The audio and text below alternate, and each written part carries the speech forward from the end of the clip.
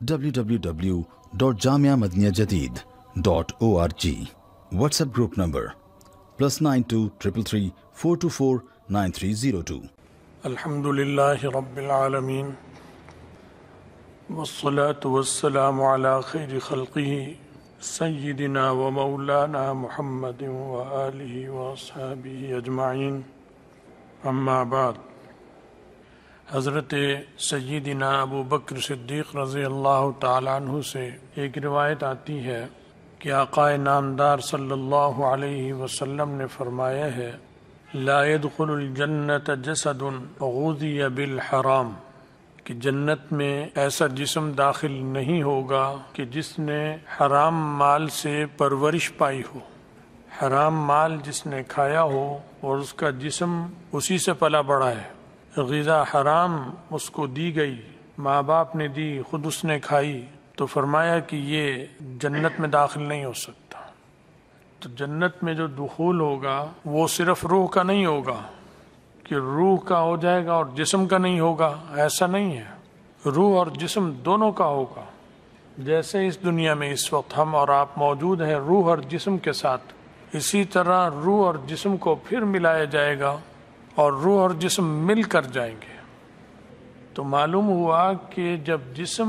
میں حرام مال گیا تو اس کا اثر روح پر بھی پڑ گیا، وہ بھی جنت سے محروم ہو گئی۔ جب جسم نہیں جائے گا تو روح بھی نہیں جائے گی، تو روح پر اور جسم پر حرام مال کا یا حرام کام کا یا حرام لباس کا دونوں پہ اثر پڑے گا، حرام مکان کا دونوں پہ اثر پڑے گا۔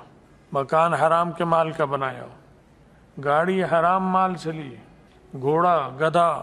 موٹر سائیکل، سائیکل، کار، جہاز حرام مال کا، اس کا اثر اس کے جسم پر بھی پڑے گا اور اس کی روح پر بھی پڑے گا۔ تو یہی مطلب نہیں کہ صرف نوالا جو کھائے حرام کا اس کے لیے یہ وعید ہے،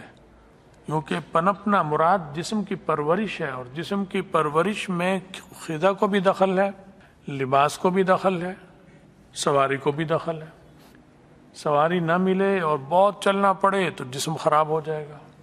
سواری مل جائے اور پھر جائے تو جسم کو اتنا نقصان نہیں ہوگا۔ تو یہ ساری چیزیں جس کا اس کی پرورش سے تعلق ہے وہ حرام کی ہوں گی تو وہ جسم وہ روح دونوں اس سے متاثر ہوں گے، اور وہ جسد خبیث، روح خبیث، حدیث میں آتا ہے جسد طیب روح طیب، پاکیزہ جسم، پاکیزہ روح، جسد خبیث روح خبیث، خبیث جسم اور خبیث روح، یہ لفظ بھی حدیث میں آتے ہیں۔ تو روح خبیث ہے تو جسم پہ اثر پڑ گیا، جسم خبیث ہے تو روح پہ اثر پڑ گیا، اور حقیقت میں جو وہ کھا پی رہا ہے حرام کا وہ خبیث روح کی وجہ سے ہی کھا رہا ہے، کیونکہ روح ایمان نہیں ہے، ایمان ہے تو کمزور ہے اور فسق و فجور غالب ہے، تو روحانی مریض ہے تو اس سے جسمانی مریض بھی بن گیا، جسم بھی نااہل ہو گیا جنت میں داخلے سے، کیونکہ روح نااہل ہو گئی۔ جب روح نااہل ہے تو جسم بھی داخل نہیں ہو سکتا، کیونکہ دونوں ساتھ جائیں گے، الگ الگ نہیں جائیں گے۔ اب جو ہمارا حال ہے اس وقت، یہ تو اچھے سے اچھے آدمی کی خوراک بھی مشکوک ہے ان اس حالات میں، جو آج کل خرابیاں گھس چکی ہیں ہمارے تمام معاملات میں،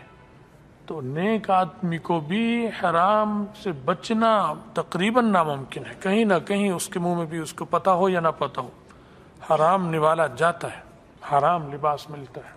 بہت مشکل ہے بچنا۔ لیکن اس کا یہ مطلب نہیں کہ بچنا چھوڑ دے،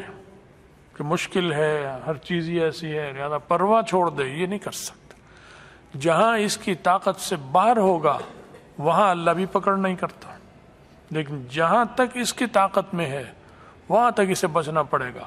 ورنہ اللہ کے یہاں باس پرس ہو جائے گی، سزا ملے گی۔ اللہ ہمیں اور آپ سب کو عقل حلال عطا فرمائے، اس کی توفیق دے،